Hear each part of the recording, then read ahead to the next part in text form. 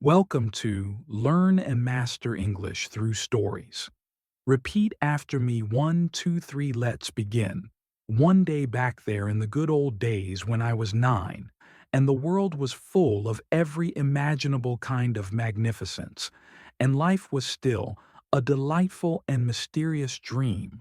My cousin Murad, who was considered crazy by everybody who knew him except me, came to my house at 4 in the morning and woke me up, tapping on the window of my room. Aram, he said.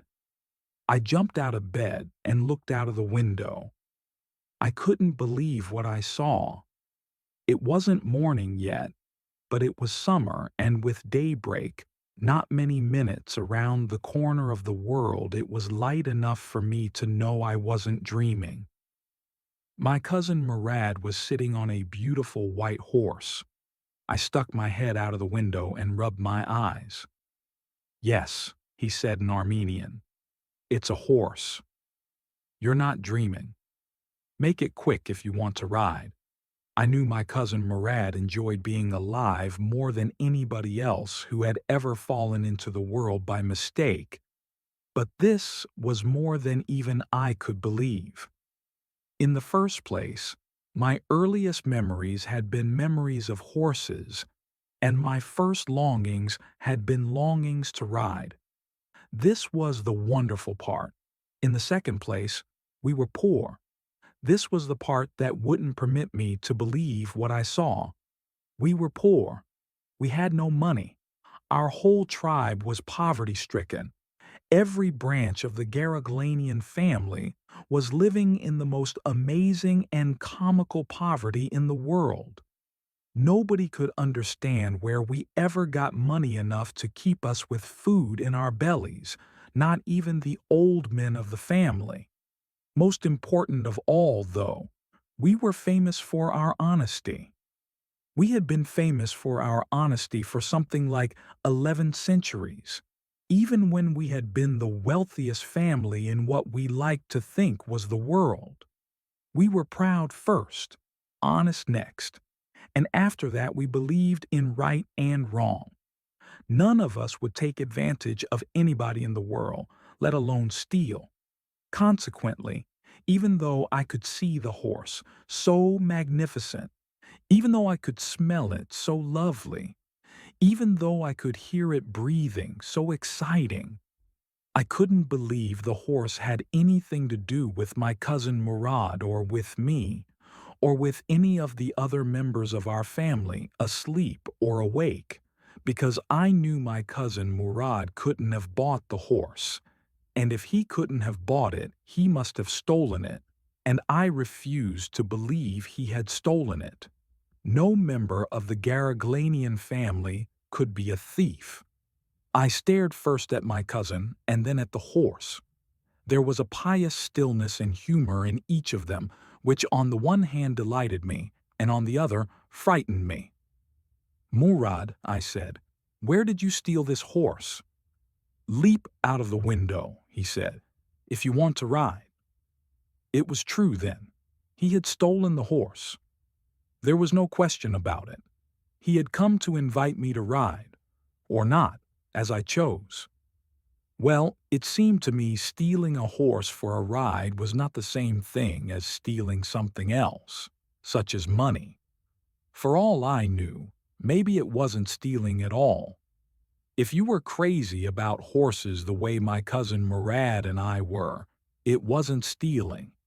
It wouldn't become stealing until we offered to sell the horse, which of course I knew we would never do. Let me put on some clothes, I said. All right, he said, but hurry.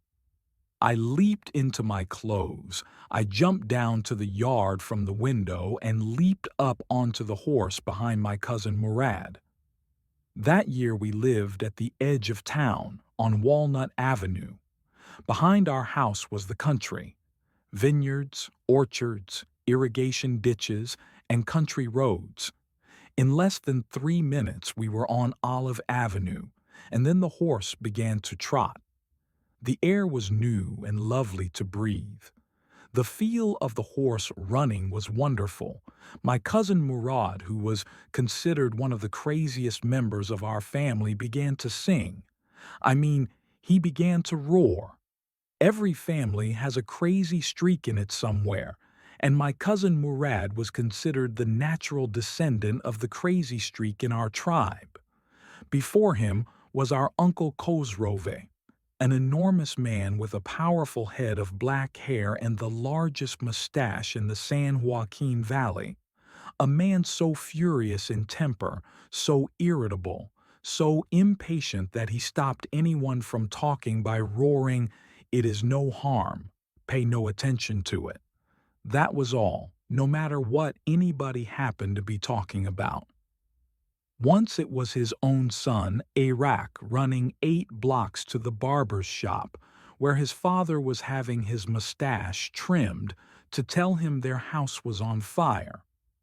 This man Khosrov sat up in the chair and roared, "It is no harm. Pay no attention to it." The barber said, "But the boy says your house is on fire." So Khosrov roared, "Enough. It is no harm, I say." My cousin Murad was considered the natural descendant of this man, although Murad's father was Zorab, who was practical and nothing else. That's how it was in our tribe. A man could be the father of his son's flesh, but that did not mean that he was also the on the horse, and 5 minutes later returned, dripping wet.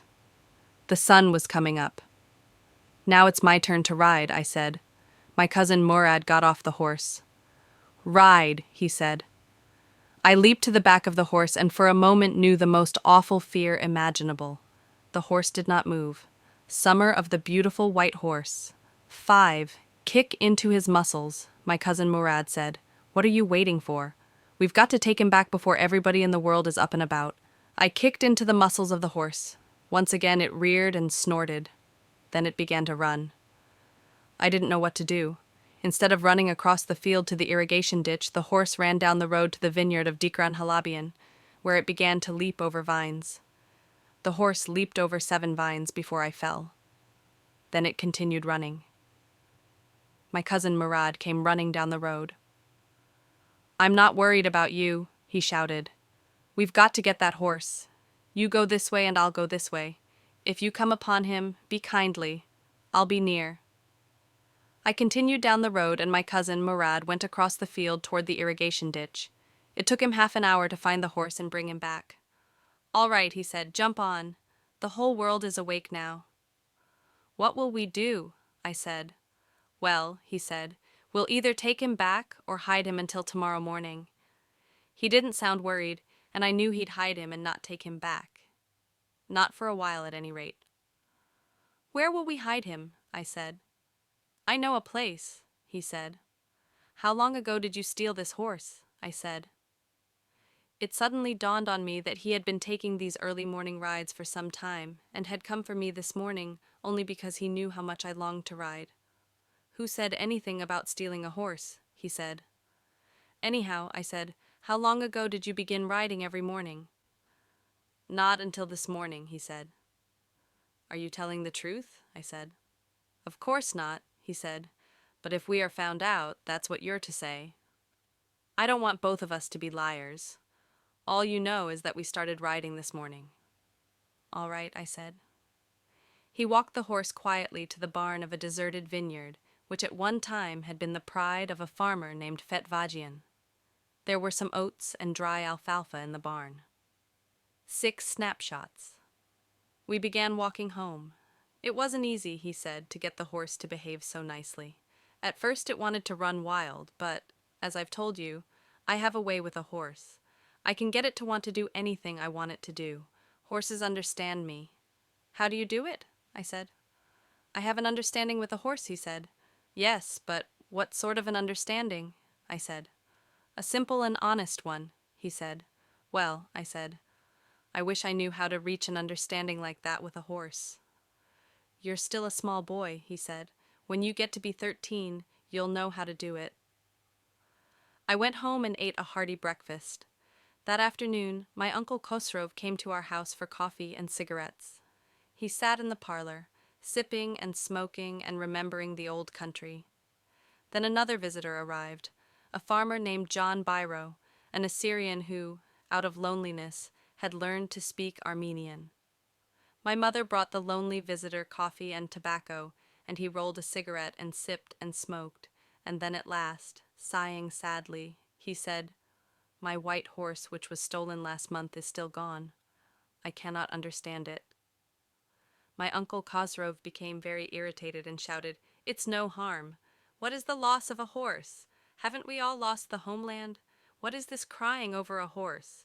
That may be all right for you, a city dweller, to say," John Biro said, "but what of my Surrey? What good is a Surrey without a horse?" "Pay no attention to it," my Uncle Khosrov roared. "I walked 10 miles to get here," John Biro said. "You have legs," my Uncle Khosrov shouted. "My left leg pains me," the farmer said. "Pay no attention to it," my Uncle Khosrov roared. "That horse cost me $60, the farmer said.